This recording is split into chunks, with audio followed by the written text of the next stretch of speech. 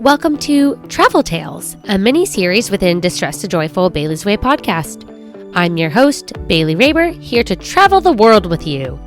In each episode, you'll hear firsthand how my travel experiences have gone, both within the United States and abroad. Together, we'll discover new cultures, learn about a variety of new places for you to go out and explore, bring light to how I navigate my bipolar disorder while traveling, and, most importantly, we'll have fun. You'll leave each episode stocked full of exciting new ideas, interesting information, and feeling like it's time to hop on a plane. So come on, friends, let's start exploring.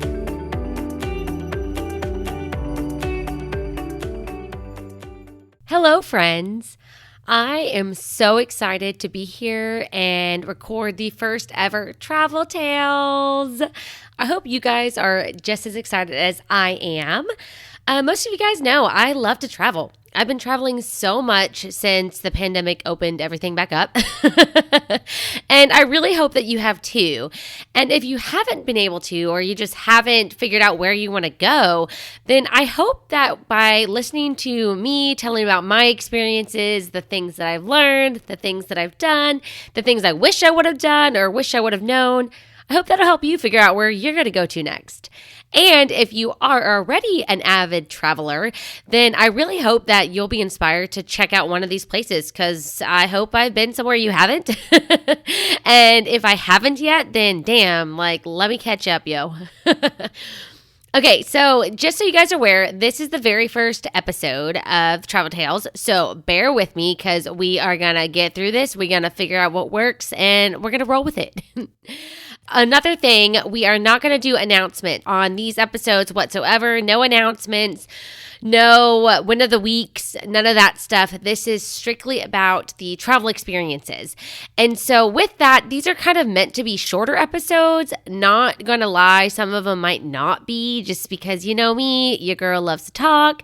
And also because sometimes these experiences, they just need to be talked more. They do. They've got a lot to say. We all know this.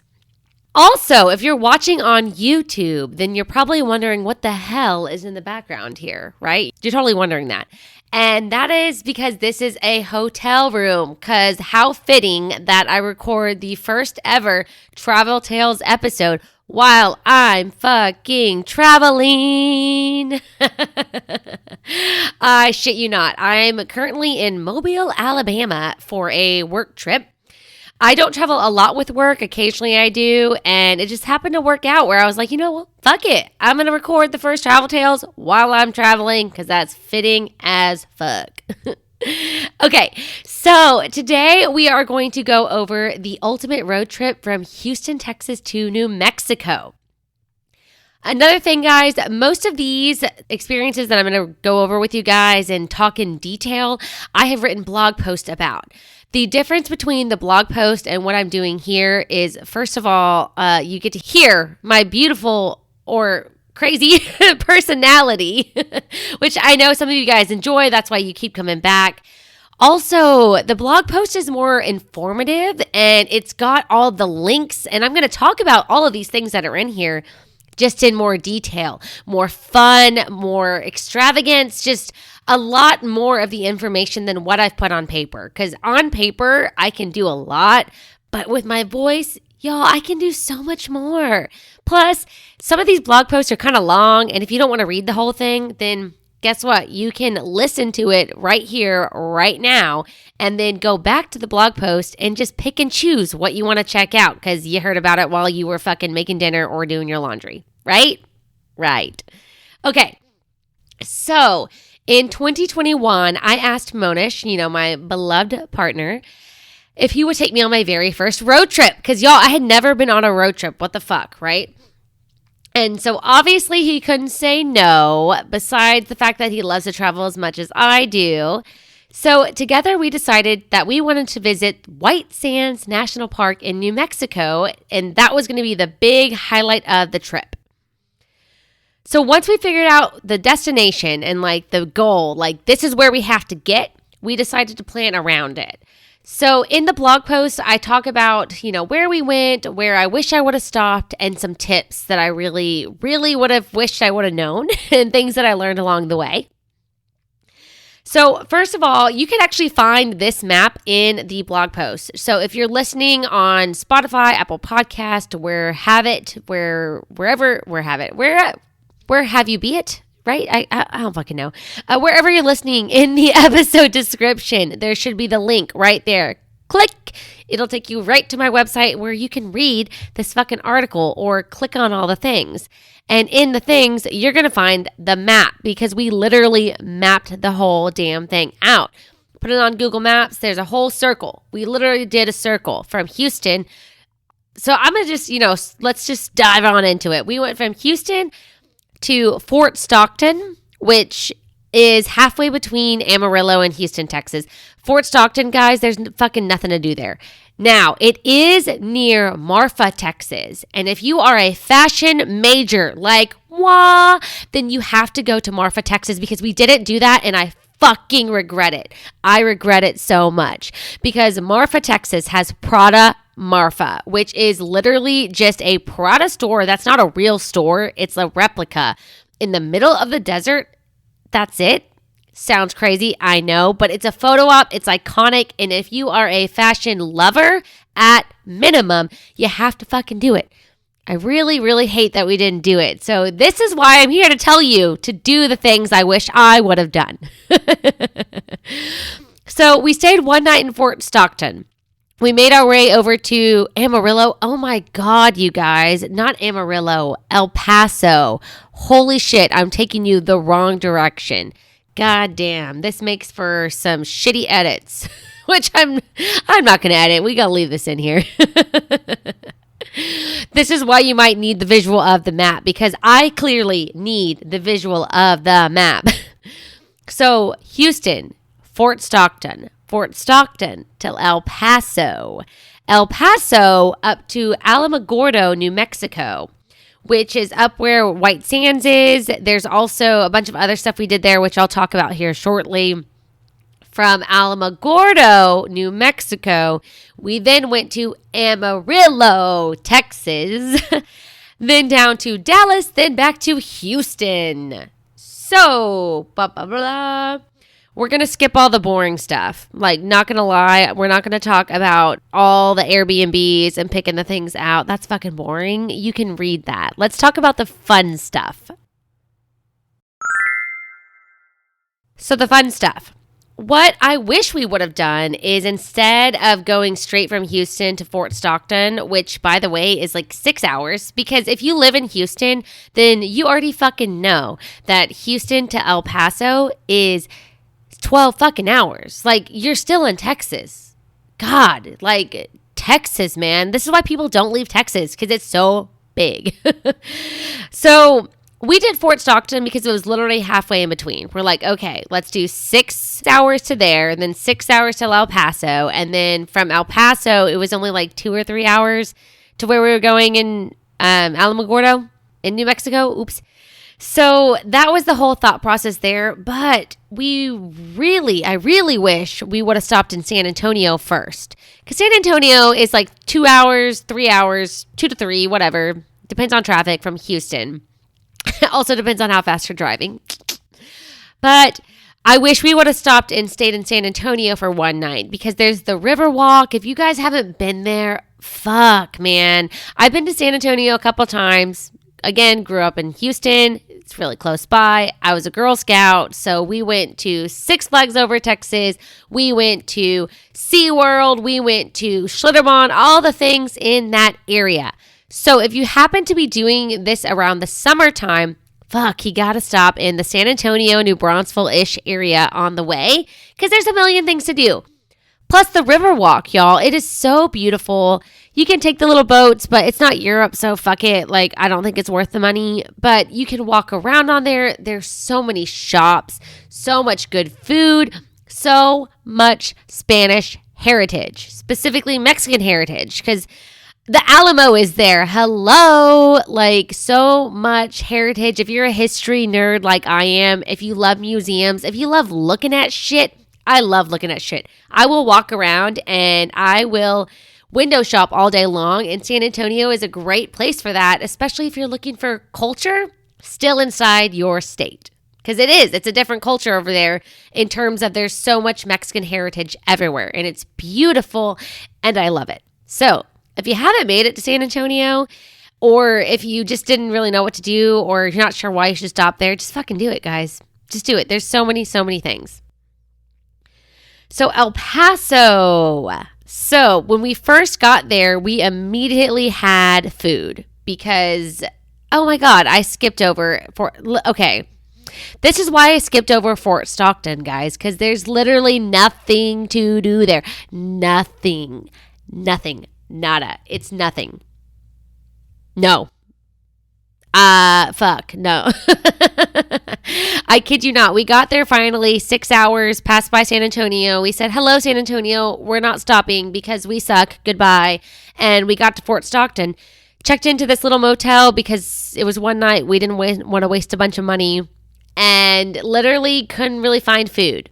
We're vegetarians. We were already vegetarians by this point. So we got pizza because what are we going to eat in this town that literally has no vegetarian food? Pizza and salads. That's what we did from Domino's. So, yep, that's it. Loop. Moving on. Next morning, got up, went straight to El Paso. So in El Paso, first thing we did was have lunch. We left early enough in the morning from Fort Stockton to make sure we got to El Paso by lunchtime. When we got there, it was Christmas Eve. So any of you guys who understand Mexican culture, okay, I could be wrong, but from my experience dating a Mexican guy and just having lots of friends who are from Mexican heritage, that most of the time they celebrate Christmas on Christmas Eve. So we get to El Paso and we have very limited options on what we can eat because everything is closed. But the good news is we found Mamacita's Cafe and Cantina. And oh my God, they had vegan options, vegetarian options, and they were fucking delicious. So if you are a vegetarian like I am, or especially if you're vegan, guys, you really need to do your research before going on road trips to smaller towns. If you live in a metropolitan area, then you, like me, are fucking spoiled. We can find what we want anywhere. On these small road trips, you really need to plan your food ahead of time. And I really wish we would have done more of that because we got lucky that Mamacita's was open and they had food for us. And I think we did have other restaurants in mind. We didn't think about the fact that we'd be landing there on Christmas Eve. And by landing, I mean parking the vehicle on the street. That's what I meant. But once again, it was super delicious. We enjoyed it. Great service. Mamacita's Cafe. The link is in the article if you want to check that out for yourself. So again, Christmas Eve, we're not really going to stay over the night in El Paso. We're just passing through El Paso. So we decided to stop and do something fun, and that's Scenic Drive. So Scenic Drive, you kind of like drive up this hill, and it's very windy and curvy. It gave me a little bit of anxiety, not going to lie. But it overlooks both El Paso and the neighboring city of Juarez, Mexico. So it was super breathtaking. It was so fucking awesome to stand there and be like, oh my God, there's Mexico right across the street. How fucking awesome is that? It was crazy. And at the same time, I'm standing in the United States looking over there. Like I've never done that before where I was on the border of a country and could physically see a country like not even a mile away. Dude, it felt really cool. I was like, wow. So what's also so crazy, because this is higher up, like we we drove the car up and up and up. The wind was fucking insane, y'all. It was so windy. So the flags that they had there, like there's this little spot you can stop at. You can like look through the looking glasses and like see Juarez up close, which we did because somebody put their quarters in and it was still going. So thank you, whoever left those quarters for us. So while we were up there, the wind, y'all, I shit you not. Maybe because is like Christmas, December, winter chill, I don't know. But I was literally getting pushed over by the wind. Pushed over. There's a video. I think it's on this. If not, somebody let me know if the video of me getting pushed by the wind isn't here. You know what? Fuck it. I'll do you one better. If you want to head on over to YouTube And if you're already listening to this podcast episode on Spotify, Apple Podcasts, wherever, and you don't want to listen to the episode again, dude, that's okay. I feel you. No hard feelings whatsoever. But go to this exact episode on YouTube. Just scroll to the end because I'm going to do something really cool for you guys and do a little slideshow of pictures and videos of the trip. You are welcome. And in this trip's video, or this little segment at the end of the video on YouTube, I will put the video of me getting blown over by the wind. So you're welcome. So we went during the daytime. Again, it was right after lunch. It's kind of what we did after our after lunch thing. But I hear that going up there at nighttime, it's just spectacular because all of the city of Juarez is lit up. The city of El Paso is all lit up. There's a mountain range. Like, it's fucking beautiful is what I hear. So unfortunately, I don't have photos of the nighttime view, but Google does. So you can ask Google, or better yet, just fucking go to El Paso and see for yourself, because using your own eyes is always the best method, in my opinion. By the way, Scenic Drive is 100% free. So if you're on a budget, like I am, if you're always balling on a budget, then definitely do Scenic Drive if you're in El Paso, because it costs you $0 except whatever gas it took you to, wind up the hill, and that quarter for the binoculars if you want to do it.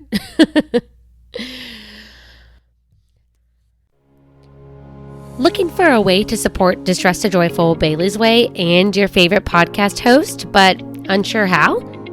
Well, friends, you can head on over to my Etsy shop, Bailey's Way Designs, to purchase an item handmade by yours truly.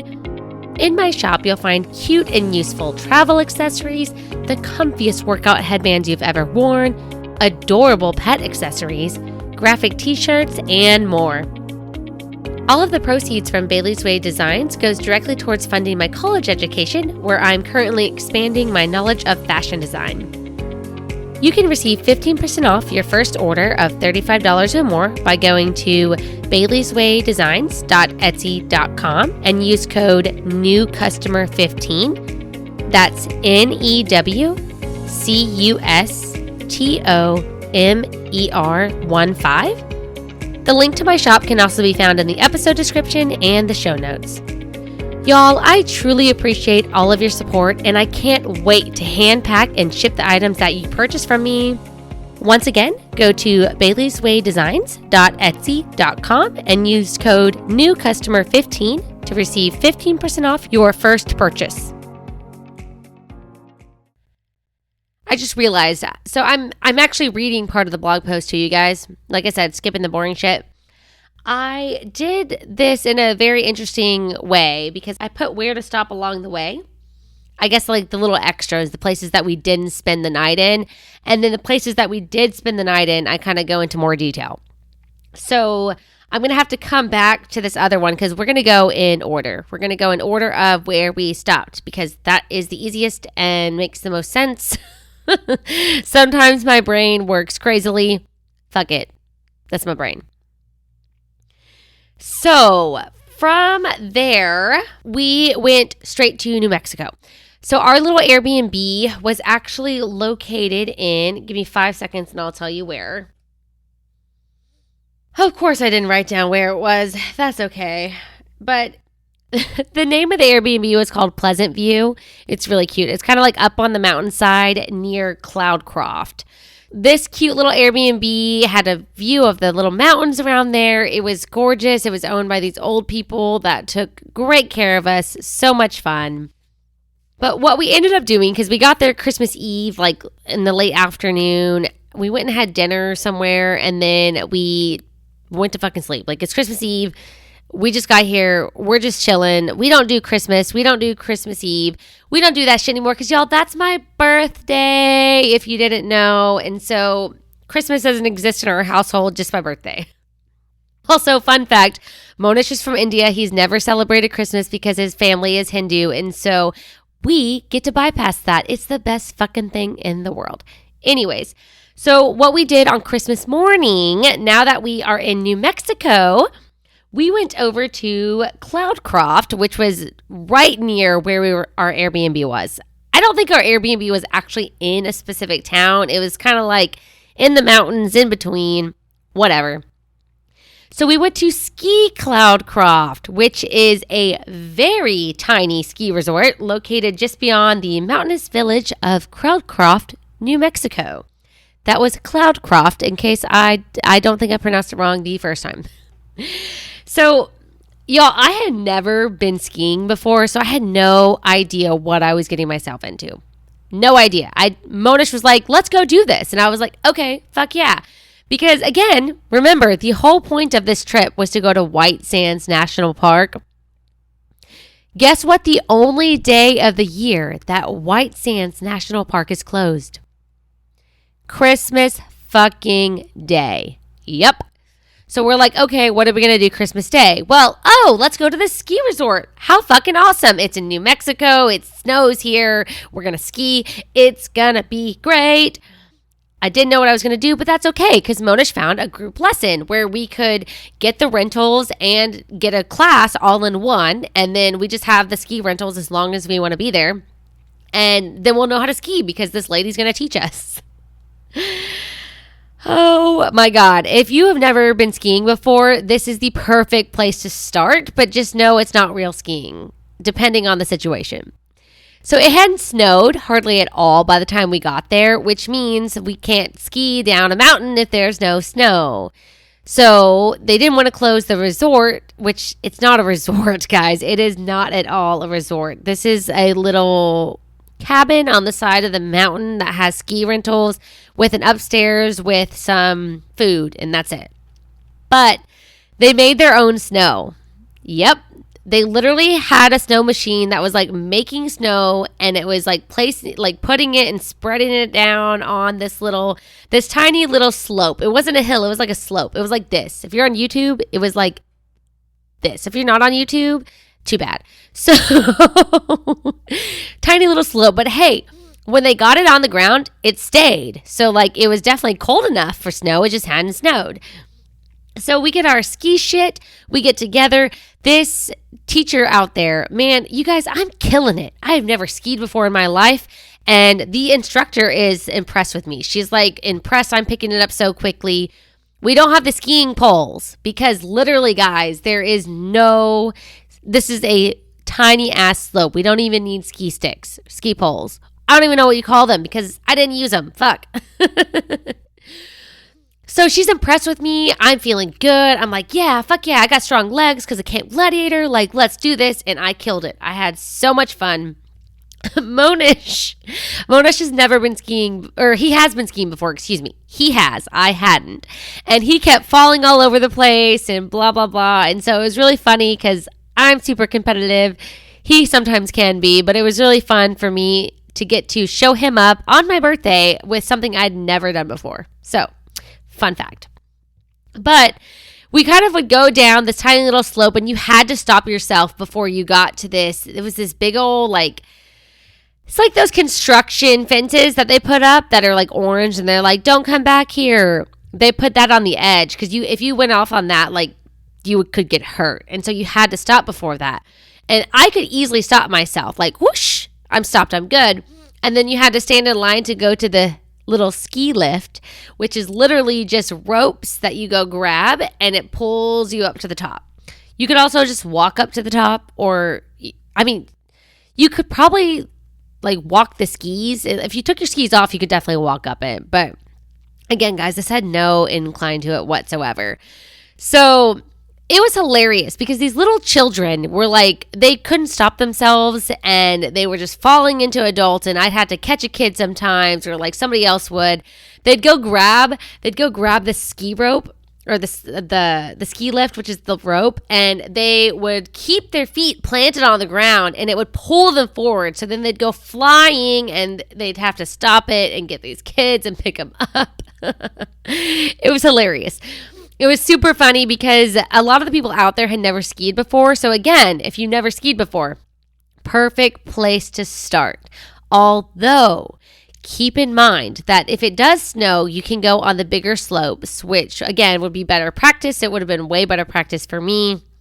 If it doesn't snow enough and you can only stay on this little baby bunny slope, then please know that this is not like real skiing, and that if you go to Mount Baker in Washington State the next month with your sister, you will be terrified of what a real mountain is like. So learn from my mistakes. Don't go from Bunny Slope to Mount Baker.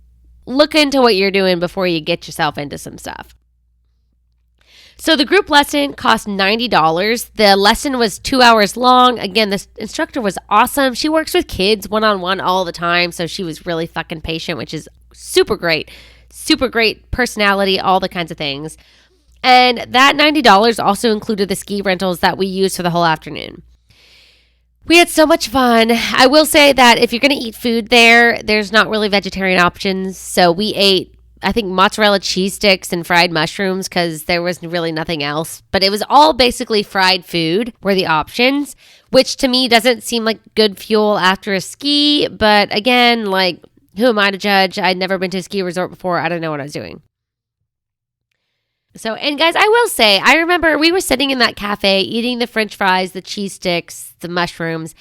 And this was the first birthday that I actually spent somewhere where other people were around. Because again, my birthday's Christmas Day. And so I normally am locked away in a cabin somewhere at my family's house, like just doing something that's not for me or just not around other people in general. But this was the first birthday that I spent somewhere else where other people were, where Christmas wasn't happening because we're fucking skiing. Guys, I cried. I remember sitting at that table and I looked at Monish. I'm going to tear up right now. And I looked at him and I said, this has been the best birthday ever because it feels like I have a normal birthday for the first time in my life. Nobody's saying Christmas shit. Nobody's walking around Merry Christmas. No Christmas bullshit. I'm out here skiing with the love of my life, having a blast. And it's all about that. It's all about having fun. And guys, it was so beautiful. It really was. And every year since I've met Monish has been the best birthday ever. Like, it just gets better and better and better. And I'm going to tear up, so I'm going to stop on that track. But yeah, this was a fabulous day. And then because, again, Christmas Day, we didn't really have any food options. So we went to IHOP, which, I mean, it's open on Christmas. So we did it. We had really bad service. If you can avoid it, please avoid it.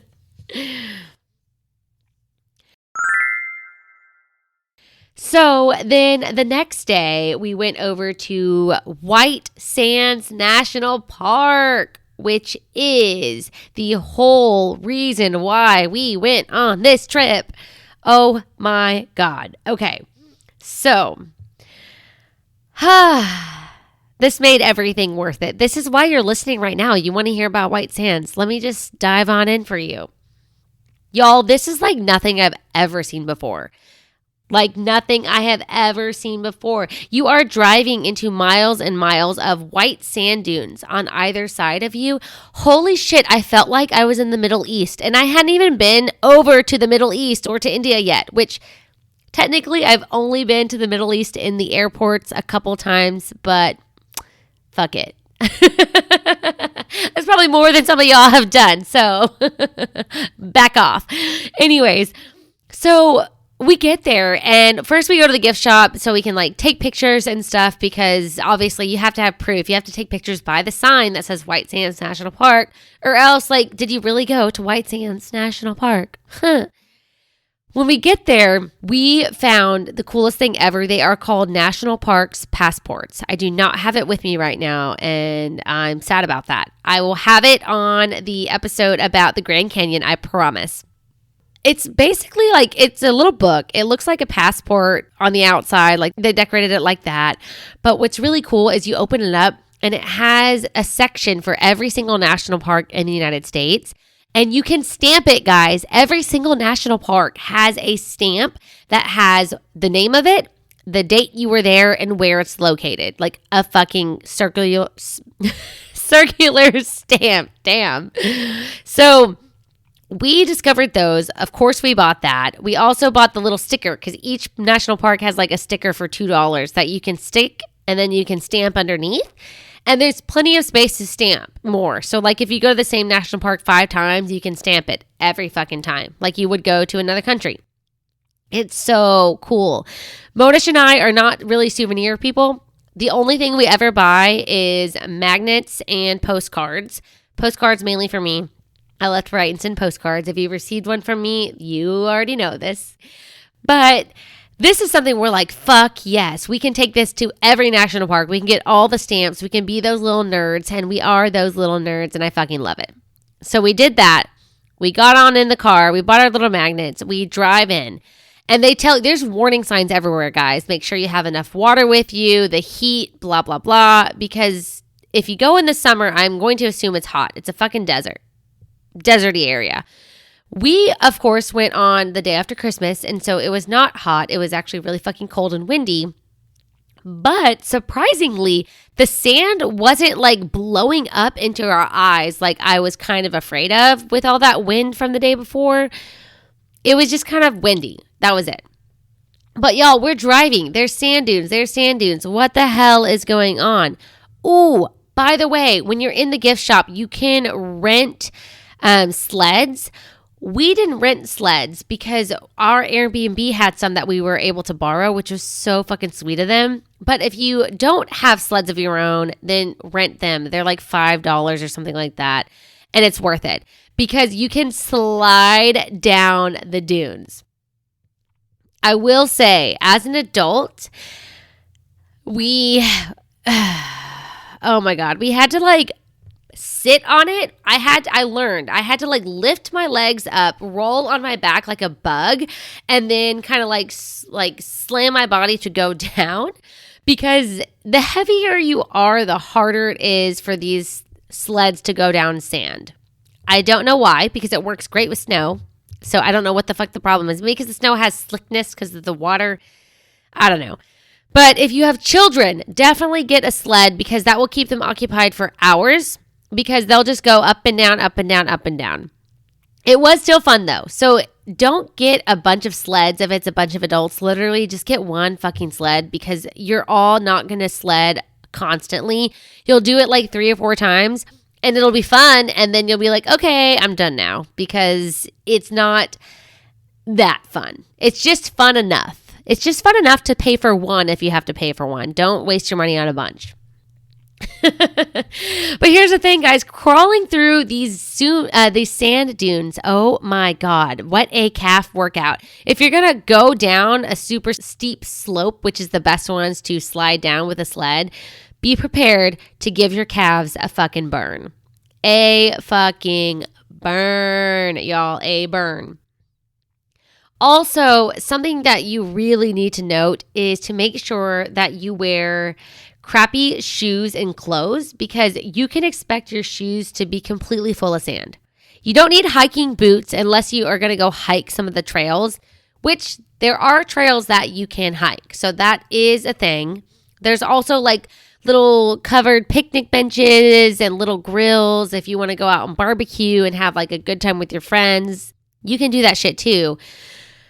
We didn't hike, so I shouldn't have worn my hiking shoes, because my hiking boots were full of sand, and I'm like, they still have sand in them to this day. Like, I'm still finding sand. It's really annoying. So my recommendation is get crappy shoes that you're going to just be okay with tossing if needed, or that you don't care that you're going to fill full of sand, because that's going to happen. Also for the clothes, because your clothes, what'll happen is, especially if you're like sitting in the sand and all of that, sand, it's little shards of glass. That's literally what sand is. Sandpaper. If you take sandpaper on wood, what does it do? It fucks it up. It literally fucks it up. And so think about wearing jeans, sitting on sand, sliding your ass around in the sand. It's going to tear up your jeans like sandpaper would. So please be mindful of what you wear out there. I am a fashion design major. Have I mentioned that before? I don't think I have. So if you want to ruin your clothes, first of all, if they're good clothes, go fuck yourself. Don't do that on my watch. That's why I'm here telling you what not to do. But also just ruin some shitty clothes, some clothes that you paint in, whatever. Now, if you don't plan to sit in the sand, if you're just going to be lame and just walk around and take a few photos, then fine, be lame and take a few photos. But For the best experience, wear crappy clothes, get a sled, have fun, be a kid. Be a fucking kid. It's a sandbox. It's a giant sandbox. Like, how cool is that? I wish we would have brought something to make like sandcastles or something stupid like that. Like, that would have been a lot of fun. Please make note. Bring something for sandcastles. And if you do that, send me a picture in my DMs on Instagram at distress2joyful_Bailey's Way, because I want to see your white sandcastle. Oh, that was weird. Okay, you know what I meant. Ooh, also bring a lot of high energy snacks because, again, you're going to be walking up and down. You're going to be burning some calories. Your ankles, your calves, your hammies are all going to be on fire. Bring something to fuel yourself up. So we then headed over to Pistachio Land. Now, let me tell you what Pistachio Land is. This is where the world's largest pistachio can be found. And guys, I'm such a nerd. Have you seen any movies from like the 90s and the 2000s when they're on road trips and they stop to take a picture in front of the world's largest what the fuck ever? That is what this was. There was the world's largest pistachio. So me being the little nerd that I am, I was like, oh my God, we have to go there. We have to take a photo. But we didn't find out about this because of Pistachio Land. We actually found out about this from their sister store, which is right near where the Airbnb that we were staying at was. That is how we found out about Pistachio Land. The original place has the giant Alamogordo landmark where it just says Alamogordo, like a pistachio next to it.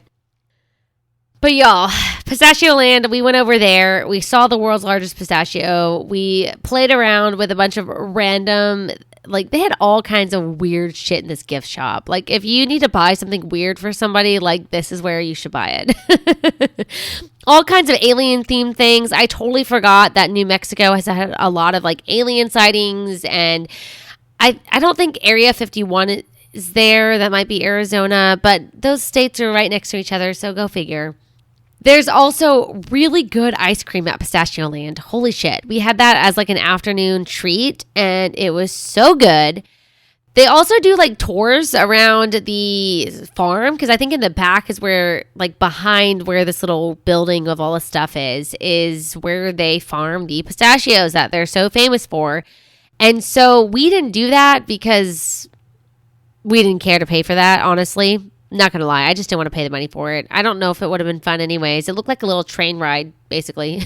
And, I don't really care that much about nuts. There's certain kinds of nuts that I care about. Wink, wink, if you can see this on YouTube. But, pistachios just aren't one of them. I didn't care to know the history of it. So we went on with our day from there. Also, what's really cool, if you have a little bit more time to stay there than we did, because we were just in New Mexico for those 2 days, you can check out the New Mexico Museum of Space History, because, they do a lot of testing and stuff out there. It's a fucking desert. So they do all kinds of testing and shit out there. We are from Houston, so hello, NASA. Monish is obsessed with space. I really wish we could have gone there for him. Just didn't have time. That's okay. You can go and tell us how it was. There's also the White Sands Missile Range Museum. So if you're a history buff, this place is definitely for you. Again, we didn't have time to check it out, but they do missile testing at White Sands National Park. And they will actually close the park on the days that they do missile testing. It's mainly military stuff. So if you guys are interested in history or military or any of that kind of stuff, then you'll want to check out the White Sands Missile Range Museum when you're there. Jeez, I don't know why that was so hard to say.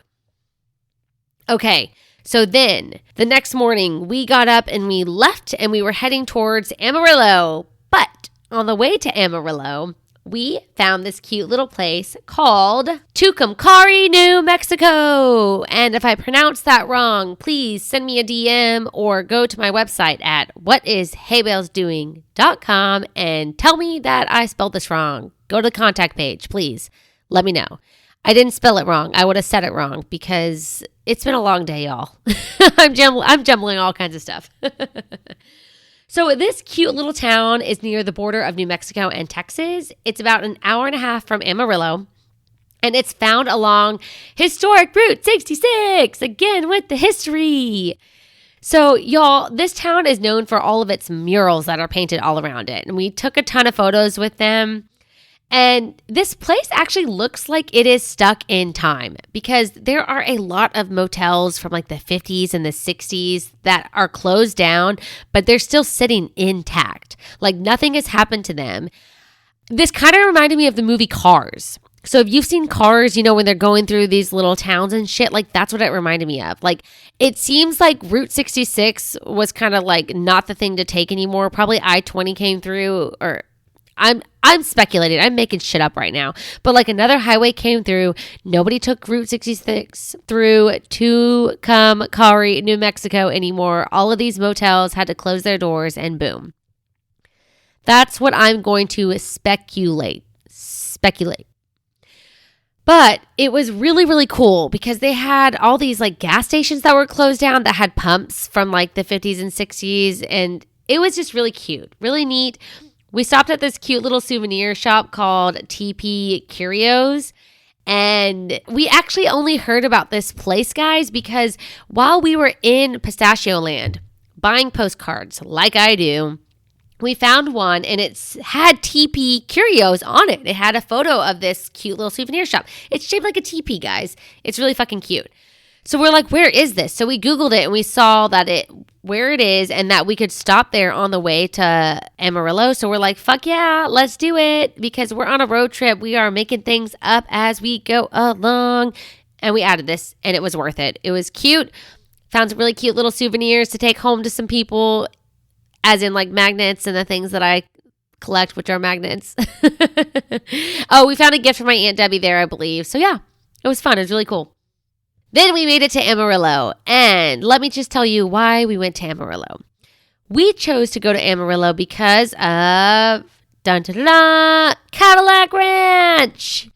If any of you guys have been there or lived there or know about Cadillac Ranch, stop rolling your eyes at me, please. If you don't know what Cadillac Ranch is, it is this little area on the side of the highway with like desert all behind it.